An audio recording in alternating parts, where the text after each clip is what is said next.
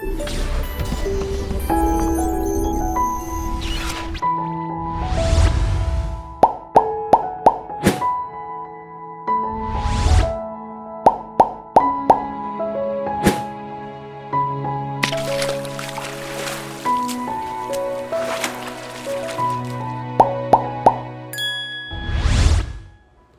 nós temos muita coisa para conversar. A nossa convidada é muito especial. Então, boa noite a quem está chegando. Agradeço desde já a companhia de vocês para o nosso projeto Um Gole de Ciência. Hoje com uma grande amiga, a professora Raquel Freitas. Nós nos conhecemos em 2014, porque nós passamos no mesmo concurso na FAETEC, fomos trabalhar na mesma unidade escolar. Por questões da vida, cada uma foi para uma escola depois, mas a Raquel, ela é uma das fundadoras, né, aqui do Inclusive Química. Tudo começou com uma conversa que tivemos um belo de um dia, quando ela se queixou comigo que os alunos ficavam muito na internet, muito no celular, e não prestavam atenção na aula. E ela queria saber o que tinha na internet que atraía tanto os alunos, e às vezes a nossa aula, a gente lá se desdobrando, né? Aulas interessantes, laboratório e tal, e os alunos ali no celular. Daí ela teve a seguinte ideia: vamos entrar no celular. Foi quando a gente montou a página, Inclusive Química, a Raquel montou, depois eu entrei, e aí por questões da vida ela precisou sair e eu dei continuidade ao projeto, né? Ela sabe que... ela já entrou. Ela sabe que a casa é dela, a hora que ela quiser retornar, mas ela também está com um novo projeto e eu vou chamar a Raquel para ela poder falar. Eu vou chamá-la pela nova página que ela está administrando, que é a Química Fundamental. Ê, Raquel, chegou! Oi, tudo bem, amiga? Boa noite. Tudo bem, boa noite. Estava aqui falando para as pessoas que estavam chegando que você é a fundadora dessa página, Inclusive Química, de uma conversa que nós tivemos, né, dos alunos que, ao invés de prestar atenção na nossa aula, ficavam no celular, e você teve essa ideia de que eles estão ali olhando tanto. Vamos entrar na internet. Você usou esse termo, vamos entrar na internet. E daí então veio a página. E aí, eu estava ouvindo você falar e lembrando. Eu tô primeiro com muita saudade. A gente tem que organizar para o pessoal entender como é a nossa conversa, né? Porque senão ninguém vai entender, porque a gente grava áudio, tá falando de uma outra coisa. É uma loucura, 2 químicas aceleradas. Então fala aí que depois eu respondo. Então, primeiro eu quero te agradecer a sua disponibilidade de ter vindo aqui falar conosco. E tô com muita saudade, né? As nossas conversas eram maravilhosas, nossos almoços, cafés. Eu tô doida para essa pandemia passar, para a gente poder, enfim, voltar a se reencontrar. Então esse é o primeiro ponto. O segundo ponto é que você vai falar e eu vou te perguntar. Você pode ter certeza que eu quero te ouvir. Eu não vou te cortar, amiga. Você então, olha pode. Só. A primeira pergunta aqui que eu faço para todo mundo que está no script é por que você escolheu fazer química? O que te motivou? Se foi um professor? Se foi alguma disciplina ainda na escola? Se foi alguma coisa já desde a infância? O que te motivou? Então, primeiro eu queria dar boa noite, agradecer pelo convite, né? Assim, dessa quase estreia. Vou tomar a vez da live que teve na sexta-feira e dizer que lá foi uma pré-estreia. A estreia foi comigo aqui, né? E dizer que o Inclusive com você, assim, é como se tivesse dado um presente. Eu não faria do Inclusive tão grande quanto você fez. Assim, você sabe disso, né? Do que eu falei, voa, né? Sempre falo para você, se você voar, eu vou me sentir voando com você, e eu acho que você vai voar muito alto ainda. Então, a gente conversava sempre sobre o Inclusive, né? E nessas nossas demandas como professoras. Eu estava brincando aqui quando eu te interrompi, porque a gente troca muito, né? E é muito importante, eu acho, ter a você. E a gente é uma amiga que vai responder 3 dias depois, mas está tudo bem, a vida está corrida mesmo, né? E sem esse mimimi, Não tem mimimi pra gente? Não tem Né? espaço. Não tem espaço. Vou te agradecer por ter vindo de azul em minha homenagem. Amiga, é isso, viu? Quando eu vi você de azul, eu falei, espertinha. E aí, nessas nossas conversas, surgiu essa necessidade. Eu pensei em fazer química para fugir de biologia, porque eu não queria dar aula. Agora você vê, né? Mal sabia que dar aula não queria, só via biologia, adorava biologia, gostava de química, achava legal, mas não tinha nenhuma atração assim por química, não. Porque a química na escola, se você não tiver um trabalho legal, é chato, né? É decoreba. E não era isso que eu queria. E aí eu decidi fazer química por causa do química, e aí, sabe aquela história de você tem que passar, o ensino médio não te prepara para muita coisa, e marquei para química. Depois a gente vai falar sobre isso, também está no nosso script. E aí eu fui fazer, passei para a UF, né? Fiz licenciatura e bacharelado na UF, fiz o curso junto, né? Terminei os dois juntos, colei grau dos dois juntos, em 2000. E depois eu fiquei assim, que terminei um pouco sem, como é que eu posso dizer? Sem gancho para o mestrado, para algo mais. E aí, isso tem duas histórias. Um tem da própria formação, da própria, como é que eu posso dizer? Do quanto eu já tinha chegado de expectativa até de família. É algo que a gente tem que refletir, né? Assim, porque há uma consciência, né, da onde você chegou, de uma universidade federal e tudo, que foi uma grande vitória, né? Como eu estava dizendo, aí eu terminei assim, a faculdade, né? E fiquei um pouco sem gancho mesmo para fazer um mestrado. Eu não me via fazendo mestrado. Era uma coisa que, assim, já estava bom, já a graduação. É sério isso mesmo, né? E aí a gente começa a dar aula e ganhar dinheiro, e ir para o mercado, e a vida vai acontecendo. Mas eu ouvia das pessoas, mestrado, faz logo, não deixa passar e tudo, mas eu não estava com vontade de fazer isso. E não via campo para isso. Aí fui fazer uma especialização na UERJ, especialização em ensino de química, muito bom. Era um curso que a gente revia alguns pontos, né, que a gente dava na sala de aula, mas com outro olhar, com o olhar da história da química, do porquê daquilo ali, algo bem bacana mesmo, sabe? Porque a graduação, aquilo vai passando. Porque a nossa graduação de licenciatura, ela é muito capenga, né? Mesmo você que fez o FRJ, eu que fiz UF,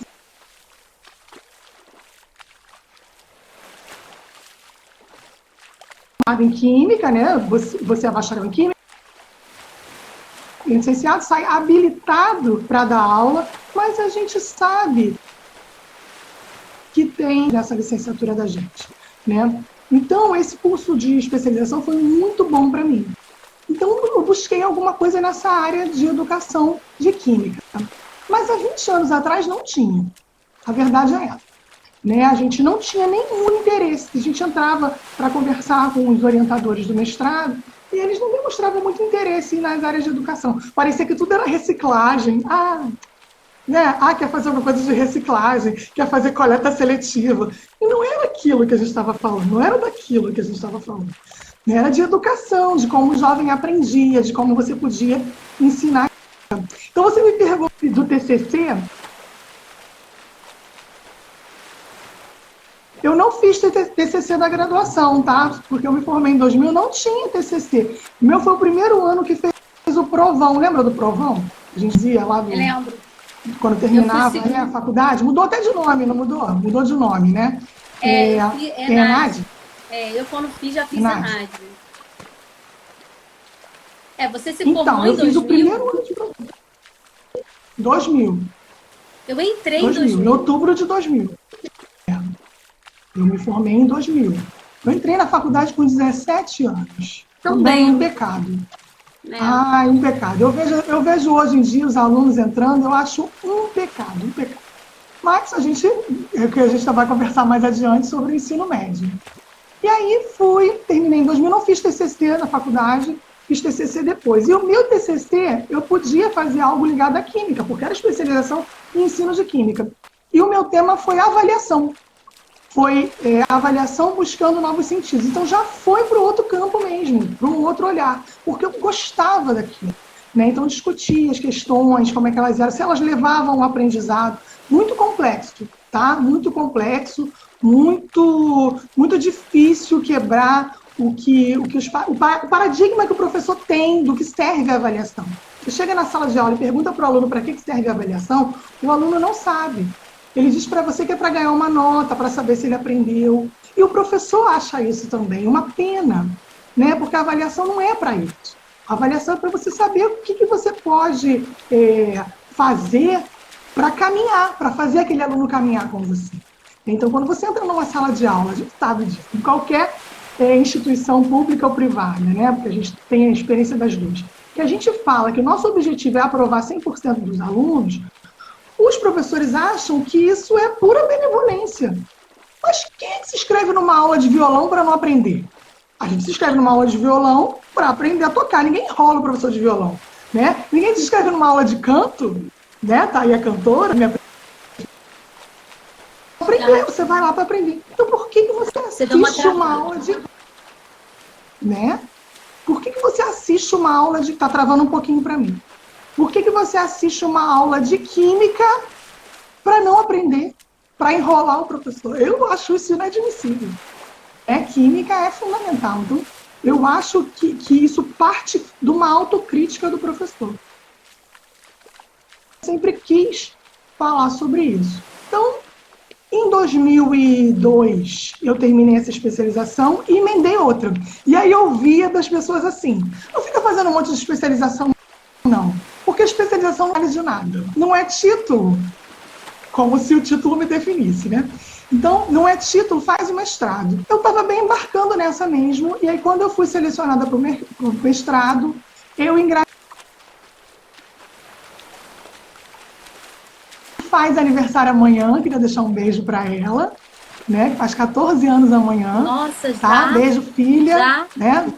Lembra a gente lá, pequenininha, ela lá, né? Vendo os livrinhos dela e tal. Então, 14 anos amanhã, então a vida acaba tomando outro rumo, outras prioridades, e tá aí, e a Alexia é muito maior, linda, maravilhosa, não me arrependo de absolutamente nada. Então, eu engravidei e larguei essa parte. Eu tinha feito a especialização e fui fazer o mestrado. Muito bom também na UERJ, excelente, contribuiu muito para a minha vida, apesar de não ter me dado nenhum. Tá? Contribuiu muito para a minha formação como professor, muito, né, do que eu estudei, do que eu aprendi, mas não me deu título, não me deu título nenhum, as pessoas dão valor a isso, né, fazer o quê? Um pouquinho. Voltou. Então, eu não sei como é que tá para vocês a internet, porque eu estou vendo aqui em 2 lugares e eu não sei o que está dando problema. No meu celular está perfeito. Aqui, para mim, eu tô te vendo, mas às vezes dá uma travada. Mas eu acho que é porque dias que ventam muito, a internet oscila. E hoje ventou bastante aqui. Mas aqui eu tô com internet. Vamos seguir então, amiga. Qual foi o tema que você fez? Aí eu tô falando da Alex 2006, saí e acabei não voltando. Não, você falou do seu TCC na graduação, que na época não tinha TCC. E aí você fez sobre avaliação quando você fez a especialização, certo? E no mestrado, você estava trabalhando o quê? Avaliação também? Não, no mestrado, eu estava falando sobre um lubrificante para broca de petróleo.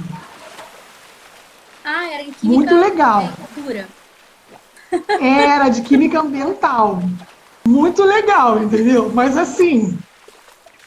Depois eu chegava para ensinar Linus Pauling e entendia o diagrama de Linus Pauling. Então, o meu problema não era o lubrificante da broca do lado do negócio do petróleo.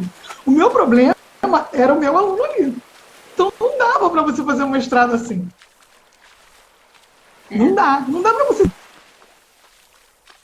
Entende? Você não se sentia movida, né? Esse vídeo... Não. Eu não quero botar a culpa também, assim, nas pessoas. não era atraente, não tinha essa área de educação. A culpa não é só das pessoas. Eu acho que eu vivi um outro momento. E aí comecei a investir no que eu acreditava. Né? E ali, naquele momento, não era o que ia me completar. Então, sinceramente, fui cuidar da minha filha, fui cuidar da minha vida e fui ser feliz. Porque o lubrificante da broca lá do petróleo, sinceramente, para mim, não era felicidade. Você depois fez uma segunda graduação, né, Raquel? Você fez pedagogia. Isso. Depois, com ela um pouco maior, eu senti a necessidade de estudar de novo, porque eu gosto, né? A gente gosta de estudar, esse negócio de o que colocar na frente. Às vezes as pessoas não entendem essa nossa aflição de estar aprendendo e tudo. E aí já estava sentindo falta de estudar. Nesse título que o pessoal acaba cobrando da gente. E aí eu pensei no mestrado e falei, mas vou fazer em educação, que aí é a minha área mesmo. Só que eu não tive coragem de fazer um mestrado em educação com a base tão pífia que a gente tem licenciatura, sabe? Tinha muita coisa que eu precisava saber. Aí eu optei por fazer pedagogia, porque teve muito percalço nesse meio do caminho. Eu optei por fazer pedagogia no consórcio CEDERJ, o meu curso é administrado pela UERJ, e assim, eu recomendo muito. É uma graduação à distância, de altíssimo nível, né, distante, e que me enriquece muito, muito, muito os alunos. Né? É uma chance de você fazer a licenciatura, é um projeto do governo passado, né, para aumentar o número de professores, que é algo que a gente precisa, e eu faço licenciatura em pedagogia. É um curso que de qualquer disciplina deveria fazer pedagogia direito antes de optar por uma disciplina para dar aula, né?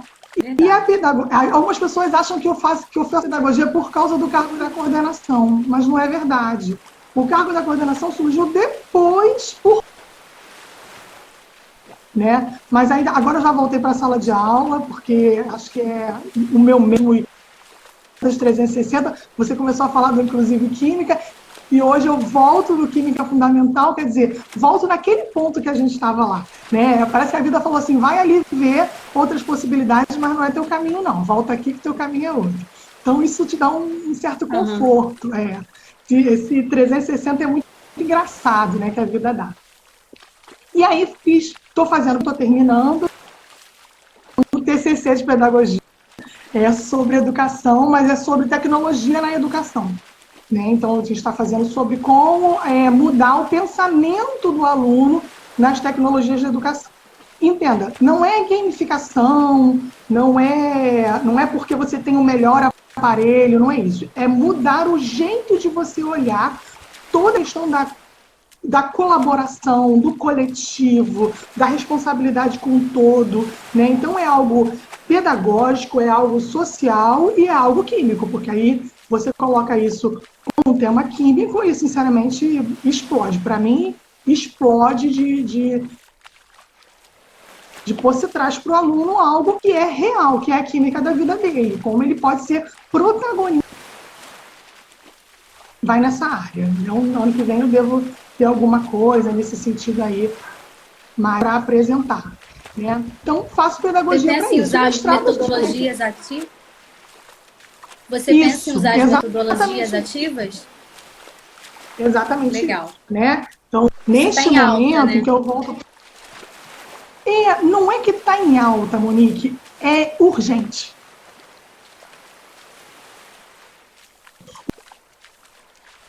O aluno já não suporta mais o nosso professor conservador. Não é? Em todos os sentidos. Ele não suporta e ele não precisa mais desse professor. Não é esse professor que ele quer e não é esse professor que a sociedade quer. E assim, eu quero deixar bem claro, você tem muitos professores... Você tem muitos professores me ouvindo, a gente sabe de toda a luta que é ser professor nesse país. Né? Você é professora da rede pública, você vê várias instâncias, porque você é professora de humor, né? Também da educação básica, que é o ensino médio, vê realidades diferentes, foi professora do Estado, né, do Rio de Janeiro por muito tempo, eu também fui, depois que a gente foi para a FATEC, mas a gente sabe que, apesar de todas as questões da nossa luta, temos que tomar as rédeas dessa nossa profissão. Chega da gente ficar se fazendo de coitado também, entendeu? Então, a luta é uma coisa, ponto. Agora, o nosso profissionalismo também é outra coisa, né? Essa questão de vocação, sacerdote, romantização nesse nosso processo. Nós somos profissionais da educação, né? Então, a ciência e a educação, ela é riquíssima. Você estuda pedagogia, você vê as pessoas que estudaram o conhecimento, né, como a criança aprende, como o jovem se desenvolve, isso é muito necessário. E a gente negligencia, né? E não sei se eu vou invadir a outra pergunta que você estava fazendo em relação ao ensino médio, da inquietação que a pedagogia trouxe para mim, né, principalmente no ensino médio, foi exatamente isso. Eu estudava a pedagogia basicamente na educação infantil, admito, mas a minha cabeça era sempre como o ensino médio precisava daquilo, né? Como o ensino médio é abandonado dentro. Então, eu ouvi uma vez, há muitos anos, um professor muito bom, de São Paulo, falar isso: o ensino médio não serve para nada. Isso choca, né? Choca. Como não serve para nada, né? Tanta gente luta, né, para fazer o ensino médio, então serve sim. Mas depois você tem que começar a se perguntar por que aquela pessoa, mesmo que você discorde, acha aquilo ali. E aí me incomodou muito mais quando uma pessoa, que eu não me lembro o nome, graças a Deus, porque era ideologicamente completamente contra o que eu penso, falou a mesma coisa. Então, eu fiquei um pouco preocupada, porque eu tinha uma referência positiva que falou e uma referência negativa que falou a mesma coisa. E a minha preocupação é, isso é uma verdade. Claro isso, que é uma verdade. Que o ensino médio, ele vive uma crise filosófica. Porque pela LDB, ele é um aprofundamento do ensino fundamental. A gente sabe que o ensino fundamental passam, né? Todas a falta de estrutura familiar, social, tudo. A gente sabe a luta deles. Mas ele não é só isso, né? Então tem mais coisa que o ensino médio tem que se posicionar, você concorda? Raquel, concordo. Uma página que segue a gente aqui, Ciência em Casa, escreveu assim: a área de ensino não deve ser confundida com a área de educação. Fico muito triste quando temos que cadastrar nossos trabalhos em educação, pois não existe uma área de ensino. Isso acontece em alguns congressos, né? Na área de química, o que eu presenciei há 3 anos, um congresso regional. Eles não queriam nem aceitar os trabalhos da licenciatura em química, aceitaram a contragosto, e aí colocaram os trabalhos lá no fundão, sem luz, onde quase ninguém ia. E aí eu comecei a frequentar, até por conta das minhas alunas, que ninguém merece fazer uma pesquisa para não ter prestígio. Então a gente começou a ir a congressos na área de ensino de química, né? E aí o que essa pessoa escreveu aqui, né, a Ciência em Casa, é justamente isso. A gente trabalha com ensino, a gente não trabalha com educação. Isso é importante a gente pontuar aqui, essas diferenças de linhas de pesquisa na nossa área, né? E aí a gente começou a submeter os nossos trabalhos, um que a gente gosta muito, que não vai ter esse ano por conta da pandemia, é o EDEC, é lá no Sul. Tem o EREC, o EDEC, o SIMPEC. Então a gente começou a mandar os nossos trabalhos nessa área de ensino de química para congressos específicos, porque tinha mais visibilidade, né? É uma página muito parceira nossa também aqui, Fórmula de Soluções, escreve assim: muitas vezes usamos o nosso próprio salário para melhorar a qualidade das aulas. Isso é verdade, até mesmo para a gente se qualificar, né, é do nosso bolso, a gente não tem o incentivo do Estado. E ele complementa. E muitas vezes não temos nem o devido respeito pelos órgãos superiores. Então, eles querem um profissional bem formado, eles acabam não dando essa formação continuada para a gente, e se a gente quer ficar bem formado, é a gente que banca com o nosso salário, né? É uma profissão braba, porque a gente não tem auxílio gasolina, a gente não tem auxílio terno, a gente não tem auxílio do gabinete, a gente não tem auxílio de nada e a gente ainda tira muito do nosso salário se a gente quiser estar ainda atualizado, né? Então isso é um absurdo, né? Então, essa parte que a gente não pode confundir, eu concordo e discordo da ciência em casa. Eu concordo, eu entendo o que a página está falando, de não confundir. O que eu discordo é que, às vezes, o nosso problema no ensino, ele vem antes. Entendeu? Deixa eu tentar explicar, porque aí também é algo subjetivo do que eu vivi e ouvi. Então, quando a gente, por exemplo, às vezes tem um problema de aprendizagem em química, esse problema ele vem antes. Então, um objetivo da criação da página aí que surgiu daquele nosso papo por que o aluno não nos olha? Porque ele quer olhar outras coisas. E ele não nos olha porque o que a gente fala não tem... ele não tem intimidade com o que a gente fala. Então, ele não tem empatia com o que a gente fala. É o Paulo Freire. Lembra, amiga, do Paulo Freire, que eu sempre rio com você do Paulo Freire? Porque o que a gente ouve dos nossos colegas do Paulo Freire? Paulo Freire nunca entrou numa sala de aula. Paulo Freire alfabetizou um grupo de adultos em 40 dias. Se propôs, foi lá e fez. Entendeu? Mas qual foi a estratégia, que é tecnologia? Eu vou ensinar que o T é de tecnologia. Eu vou ensinar o cara que o T é de tijolo, porque ele trabalha com tijolo. Então, como é que a gente quer ensinar o aluno a falar e a entender, a empatizar com termos que ele não se identifica? Então, por isso a importância do Inclusive, do Ciência em Casa, do Mundo Consciência, do Fórmula de Soluções, o pessoal que eu estou vendo aqui passar, do Química Fundamental e de toda essa garotada que está aí, né? Então, essa fala, essa empatia que a gente precisa buscar. Então, por isso que eu concordo discordando do Ciência em Casa aí, né? Que tem a ver da área de química, física, principalmente, a gente tem, química principalmente e física, química e física, a gente tem uma vantagem, porque a gente não está aprofundando muita coisa, a gente está entrando numa matéria nova no ensino médio. Então, a gente tem a chance de alfabetizar em ciência. Então, acho que a gente tem que pegar esse papel também. Então, muitas vezes eu quero dar um exemplo e falo para o aluno assim, o gelo seco, vocês sabem o que é gelo seco? Não. Ele não tem noção de que é gás carbônico. Não tem noção. Então, se isso não faz parte da vida dele, como é que isso vai ser interessante aí? Então, o Química Fundamental, inclusive Química, tem que gerar conteúdo que o aluno se interesse. E aí, lembra da palestra, a segunda melhor palestra do Condeg? A primeira foi a sua. A segunda foi daquela neurocientista que a gente conversou, lembra? Muito boa a palestra dela falando de como... Eu não me lembro o nome dela, eu sou péssima para nome. Péssima. Se for, ela está aqui com a gente. Eu não me lembro, mas eu acho que foi. Que falou de neurociências e tudo de educação. Então não adianta a gente colocar o aluno para ficar 10 tempos semanais de química. Ninguém tem isso. Né? E nem ele quer. Então tem que ser todo dia, isso tem que fazer parte do cotidiano. E o que faz parte do cotidiano? O Instagram. Né? Nem o Facebook, que o Facebook é coisa de gente mais velha. Né? Eles pedem isso. No início daquele nosso projeto do Inclusive, quando eu pedia para o Instagram, eles até... não pode ser Twitter. Eu falei, gente, eu não domino o Twitter, vamos tentar no Instagram.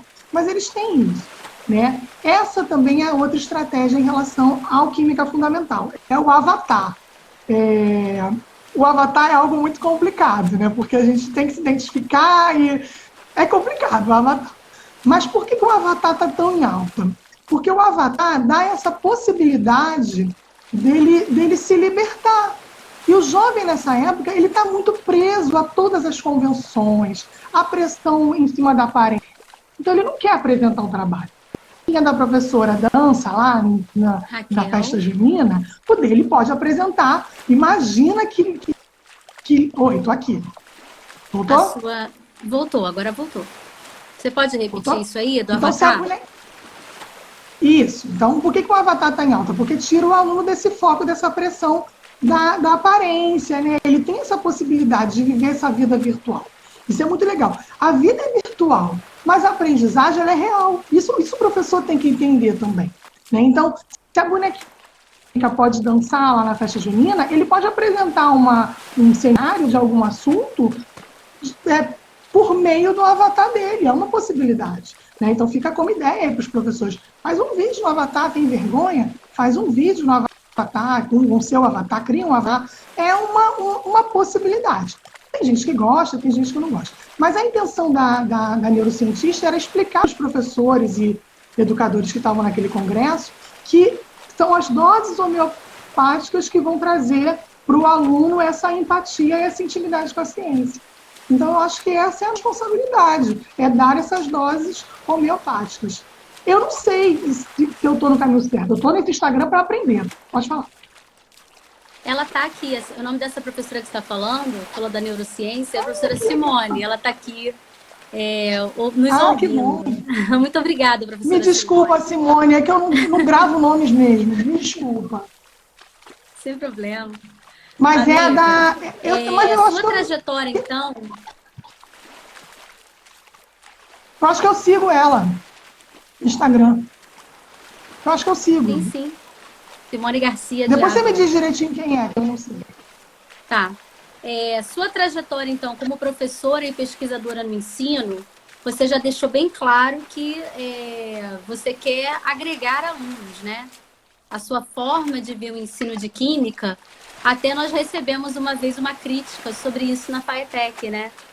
A gente estava chegando, não sei se você vai se lembrar desse episódio, e uma pessoa ficou muito frustrada porque a gente não reprovou geral, como ela, que não é professora de química, né? Desejaria fazer para poder, enfim, botar para fora todas as suas frustrações, porque para mim é isso. Fala um pouquinho para a gente aí, então, dessas questões e dificuldades ou não, tanto no setor público quanto no setor privado. O que a gente estava falando antes de você mudar mesmo esse conservadorismo na educação também, né? Porque se você entra com uma proposta de algo tecnológico para o professor, você não tem uma aceitação, eu acho, como deveria ser, né? Assim, o professor querer... Eu vi uma vez uma palestra do Cortella e ele falava isso. Os professores chegavam muito frustrados para ele e falavam, mas eu dou aula há 20 anos, eu dava aula há 20 anos e agora eu não consigo mais dar aula do mesmo jeito. Mas, caramba, você dá aula há 20 anos? Como assim? O seu aluno não é o mesmo há 20 anos. Então, acho que isso é difícil. E aí, por isso que eu discordo da qualidade de entender o que é avaliação. O processo de você... já aquele pensamento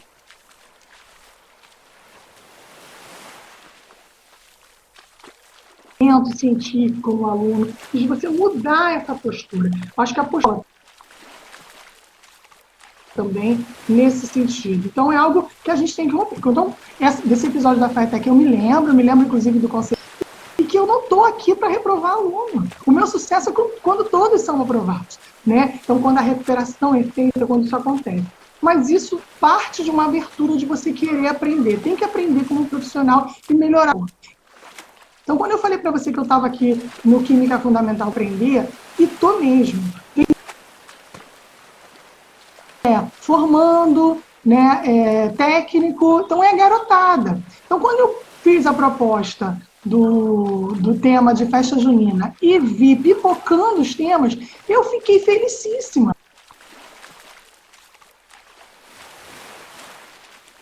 Porque eu sou deste tempo, né? Eu não sou professora daquele tempo. Então, no meu tempo, o meu tempo é esse. Então, o meu aluno é esse, o meu tempo é esse, eu tenho que aprender agora. Então, essa proposta de educação diferenciada, a gente aprende muito na pedagogia, né? E traz muito isso, de você o processo de aprendizagem.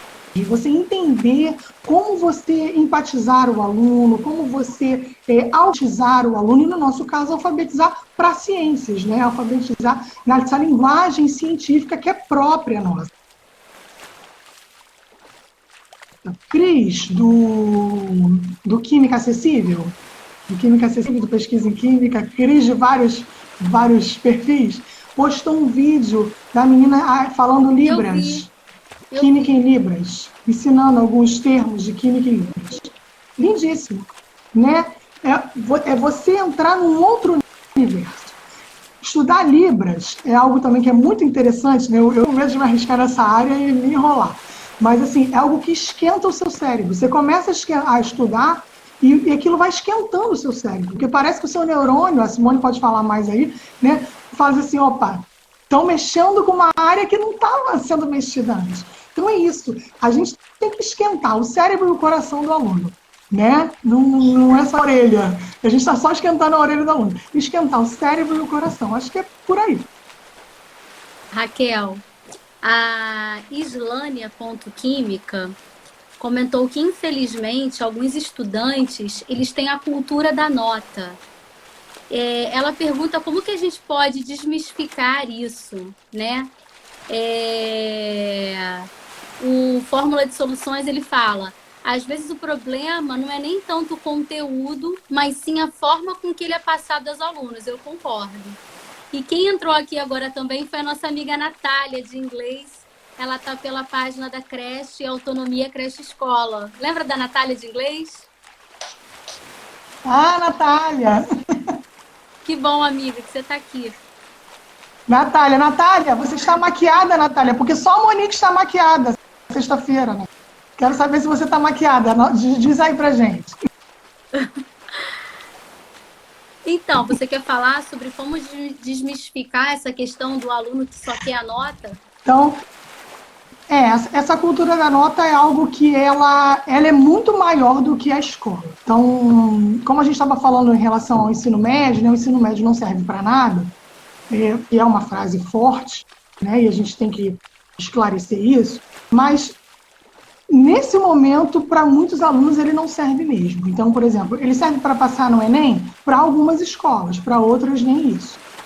Né? Ele serve para formar para o mercado de trabalho? Muitas vezes também não. Então, ele está perdido filosoficamente. E dentro dessa coisa perdida filosoficamente, eu vejo a questão da avaliação. Porque a gente parte de uma supervalorização dessa avaliação. Então, a avaliação externa acaba definindo o ranking de escolas, né? Aquelas propagandas de aprovação. Eu já vi um outdoor que é um bebê de fraldas com o capelo, quer dizer, prepare o seu filho. Meu Deus, né? Uma loucura isso. Então a sociedade, ela está muito necessitada de resolver suas frustrações, as suas coisas mal resolvidas, e ela quer isso, que os filhos deem conta desse processo. Então essa cultura da nota, ela vem externamente, é uma pressão externa. Então uma escola particular, hoje em dia, que não trabalha com o mínimo de margem de aprovação, a gente sabe que essa escola vai ser cobrada. Você imagina agora o sufoco das escolas. Em contrapartida, também não é justo fazer, eu estou no público e para eles eu posso trabalhar de maneira mais ideológica, digamos assim. Também não é justo. Né? Porque aí você tira a chance deles num processo real, não adianta você ficar romantizando o processo de educação. Então, esse meio termo, né, é muito complicado, mas a gente pode fazer as duas coisas. Eu tento fazer muito isso, tanto na rede pública quanto na privada. O quanto ele aprende naquela avaliação, né? E perguntar a ele mesmo, para que serve a avaliação? Então, a avaliação serve para você ganhar uma nota? Não. Serve para saber se o professor está te ensinando direito? De maneira nenhuma. Né? Então, serve para quê? Para a gente avaliar o processo. A avaliação é constante, ela é processual. O erro ele é fundamental para a gente entender, né, como o aluno está pensando. Então, eles têm muito medo de errar. É uma sociedade que tem muito medo da frustração. Né? Na semana de química que a gente... Né? Eles são muito, tudo muito cruel com quem erra. E a gente erra muito mais do que acerta na vida. Pra acertar uma vez, né? A gente errou várias, né? Porque a gente tá num certo grau de maturidade. A garotada aí tá querendo, né, ter sucesso ontem. É verdade. Então, eles não têm essa aceitação com a frustração. Né? A nota, a valorização da nota vem daí. Ele quer tá sempre no sucesso, sempre no auge. É o mais bonito, é o descolado e é o melhor naquele sentido, né? Alguns canalizam para esse lado. O professor também. O professor também tem que resolver as frustrações deles. Né? A sala de aula não é lugar de fazer terapia com o aluno. Você tem que arrumar um terapeuta. O aluno está ali para outra coisa. Por favor, né? Então isso é muito cruel. Então acho que é uma autocrítica que nós professores fazer também, né? Nesse sentido. É difícil, ela perguntou aí fazer para mudar essa cultura, é difícil porque a pressão é externa. Né? É um sistema que vem de fora para dentro. É uma mudança da sociedade. A gente tendo gente boa, como o pessoal que segue a gente. É isso aí. Mas eu acho que é importante essa garotada que está ouvindo a gente agora, que vai ouvir agora e vai ouvir depois, né? Pensar nisso. É gente boa, é a garotada com a cabeça aberta que vai trazer essa mudança, né? Que vai trazer esse novo olhar. Porque é uma covardia com o aluno, mas é uma covardia com a química também. Porque, lembra que a gente falou? Como o cara chega para mim e diz que não gosta de química? É impossível não gostar de química. Impossível. Impossível não ser apaixonado por isso. Que isso, meu filho? Todo mundo, carbono, todo mundo tem. Você tem que saber pelo menos o que é de você. Né? Olha, você é grande, você é a era das estrelas. É filosófico, é lindo isso demais. Tem que gostar de química, pode gostar de qualquer outra coisa, mas de química tem que gostar também. Então, é uma covardia com a química. O sistema faz da química, a pequena química dentro desse processo de educação e de ensino.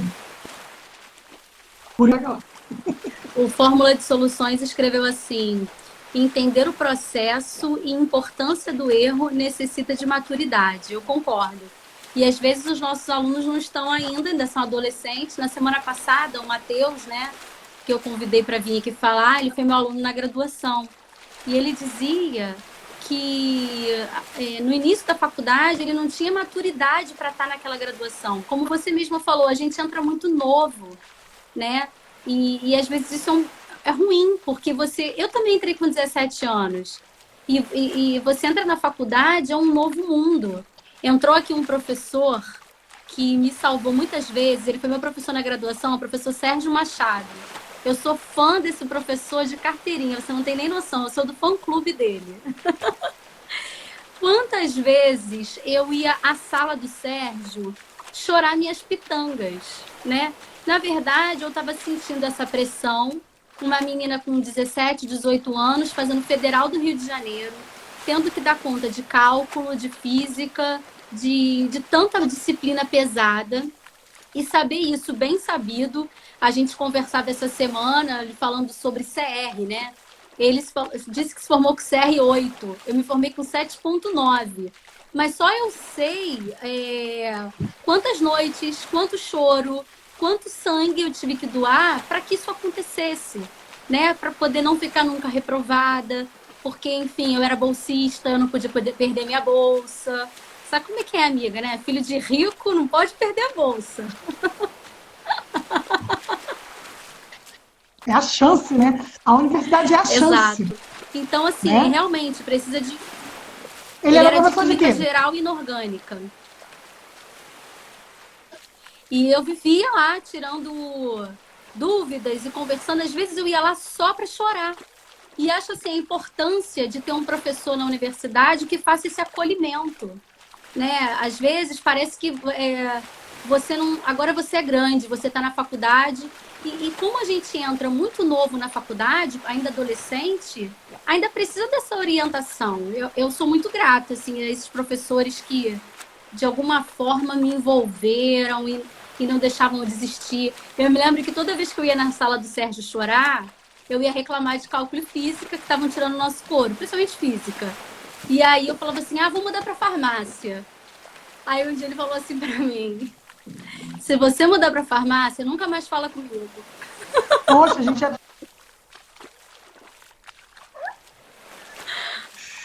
gente o professor, eu perguntei do que ele é, porque ele deve entender do que a gente está falando, porque o professor de Química Geral também não é muito valores, não. Lá entre eles lá. Depois ele fala em off se é ou não é. Mas assim, ele dá Química Geral, como se fosse algo menor. Não, é porque lá... Né? Como se não fosse o quem né? geral é o pessoal dali da daquela inorgânica. química. Acha isso? Não, assim, lá no fundão, quem dá a geral é o pessoal da inorgânica. Então, assim... Ah, na UF eu Ah, vi. é? Não vi isso no fundão, não. Era uma matéria tão pesada que ninguém conseguia Vi. desprezar.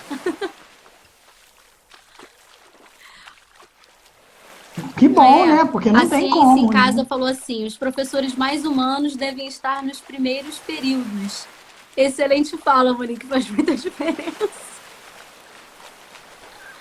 É, porque aí não tem Eu evasão, não né? entendi, desculpa. Deixa eu tentar ler aqui. E o nosso curso é um curso de muita... Peraí, eu não estou entendendo. Ele Eu não falou que os entendi. Falhou professores o som mais para mim. humanos, eles deveriam estar sempre nos primeiros períodos, porque isso minimizaria a evasão no curso de Química, que tem muita gente que evade, né? Que é um curso pesado. Raquel, você Sim, já falou um sim. pouco da sua página, mas você Sim. pode continuar falando sobre a importância da divulgação científica, nessa pegada aí da alfabetização científica, usando as redes sociais. E você pode fechar aí, porque a gente está... Tá São travando. 9h48, daqui a pouco acaba. Essas lives são bem Você tá travando rapidinhas. para mim. E agora? Desculpa, amiga, não ouvi nada que você falou. Tá, ó.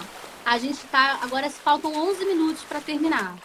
Então, eu vou fazer alguma sequência de perguntas e você vai falando. Tá. Você tem um trabalho nas redes sociais com a sua página. Você Tá. pode falar sobre ela. A importância da divulgação científica usando as redes sociais. E você pode concluir falando sobre a importância dos professores humanizarem as suas práticas do ensino, sobretudo dentro do ensino de Química. Então, a página foi uma recriação, né, de um sonho, de um projeto, né? Ela traz no nome a filosofia do Química Fundamental, por isso que eu falei de Química Geral, do Química Fundamental, e a intenção da página é realmente essa alfabetização. Então, assim, muita gente que não estuda Química precisa achar legal o que está sendo postado ali, porque a Química é para todo mundo. Por outro lado, o aluno também precisa entender. Então, hoje em dia, eu não estou fazendo esse trabalho de captação dos meus próprios alunos, né, só dos alunos que estão surgindo pela rede, porque eu acho que isso precisa de um direcionamento do que vai ser feito do trabalho melhor. Mas o aluno precisa entender que a química é importante para ele e se familiarizar com essa linguagem, com essas notações, com tudo isso que é próprio da ciência. Então, é essa a intenção do trabalho. Eu tenho testado algumas metodologias ativas nas turmas que eu estou trabalhando remotamente e algumas coisas eu vou postar nesse sentido. E aí,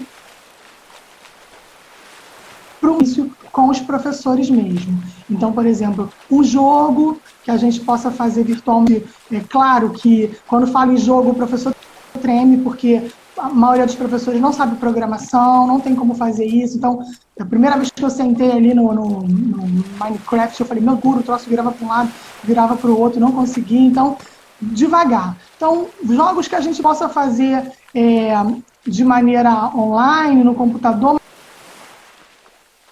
fisicamente, com um aluno que não tem acesso ainda a essa tecnologia, e mais uma postura, não só você ser over nessa questão tecnológica, há muita tecnologia, porque você entrar também na rede desse jeito, informatizar a educação só por informatizar, isso enjoa o aluno, afasta, é como se a gente estivesse invadindo o espaço deles, também não dá certo, né? Mas trazer esse novo esse protagonismo do aluno, essa importância. Eu queria até dividir com vocês que hoje eu finalizei uma semana de revisão na escola que eu dou aula e eu usei um quadro do Jamboard, que é um recurso que o Google tem, onde eles criaram a revisão. Lindíssimo. Depois eu vou postar algumas considerações ali e como foi bom dar a aula com as informações que os alunos trouxeram, né, com as verdades que eles trouxeram. Essa parada de arestas, no jeito de falar, olha, você vai falar do íon desse jeito, né? Então, essa coisa que é lúdica, que é gostosa, os saberes que o aluno já tem. Porque o aluno não é uma página em branco, a gente tem que se valorizar o que ele traz de conhecimento. Paulo Isso é importante. Freire. É isso que o professor tem que ser de diferente. Paulo Freire, olha aí, Paulo Freire. Que bom que a gente está falando de Paulo Freire. Porque a gente tem que dar o aluno para ser valorizado, né? A gente tem uma tendência de ser desvalorizado, de trazer, por exemplo, valorização só de profissional, médico e engenheiro. O professor é sempre desvalorizado. Há essa falsa valorização da mídia, mas ninguém quer ser professor. E é uma pena, porque o nosso trabalho é muito importante, muitas vidas são transformadas, a sociedade precisa.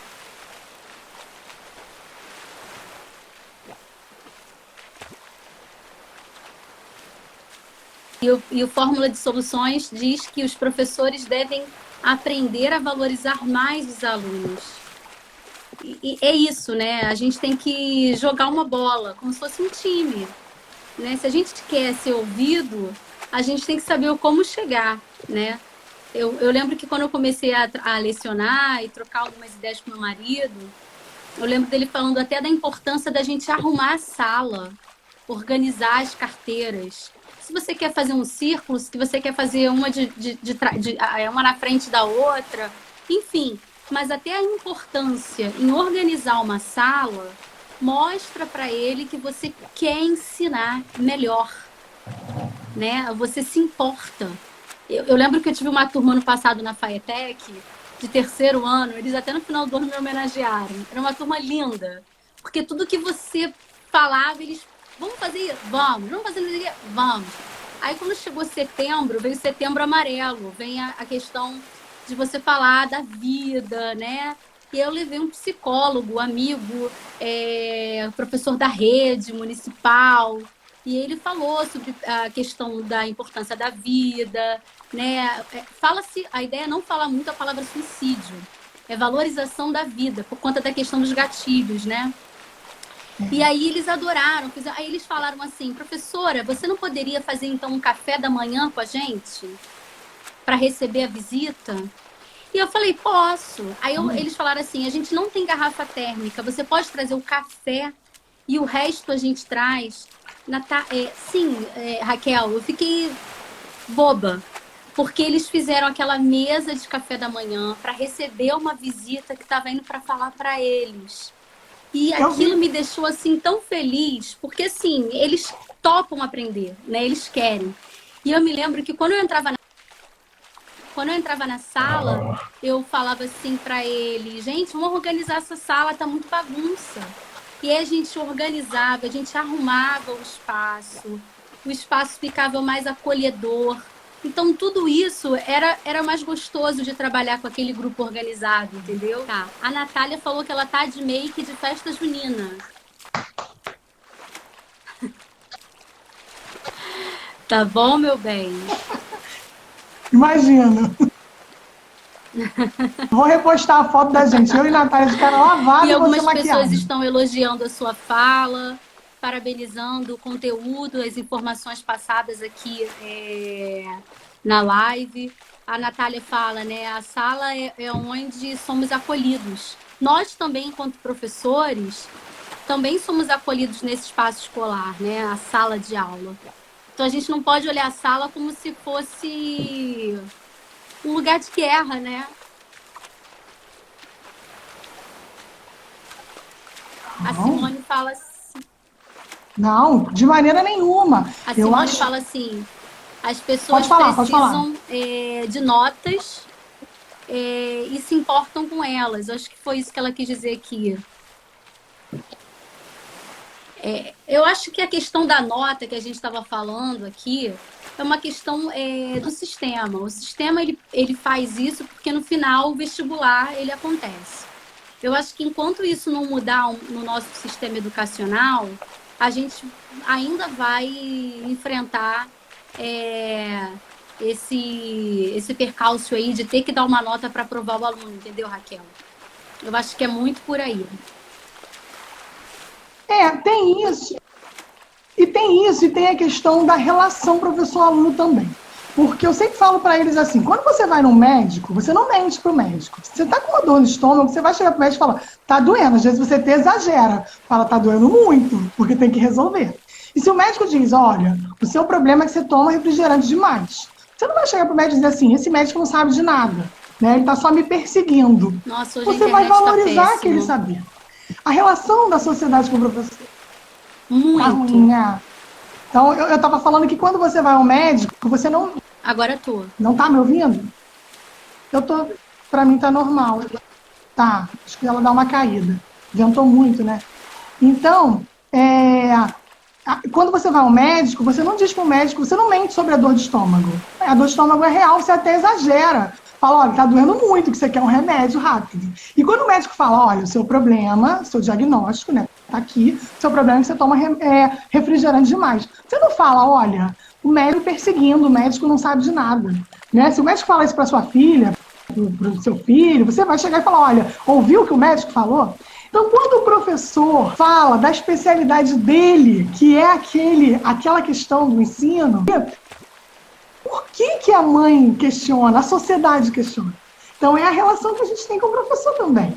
Né? Porque quem é o especialista ali naquele caso? Não um especialista de forma com empáfia, eu sei de tudo. Não é isso, porque a gente sabe da subjetividade da nossa profissão. Mas o médico também. O médico, por exemplo, não pode te negar atendimento mesmo que você esteja fingindo uma dor. Então também há algo subjetivo aí nessa relação médica. Só que eles têm uma importância que a gente não tem. Mas é uma questão histórica, Amiga, da valorização da profissão da elite, e a gente vai romper isso em daqui a 40 muitos segundos anos. a gente vai ser fechado. Então faz um sorriso para tirar uma foto. Peraí. Tá.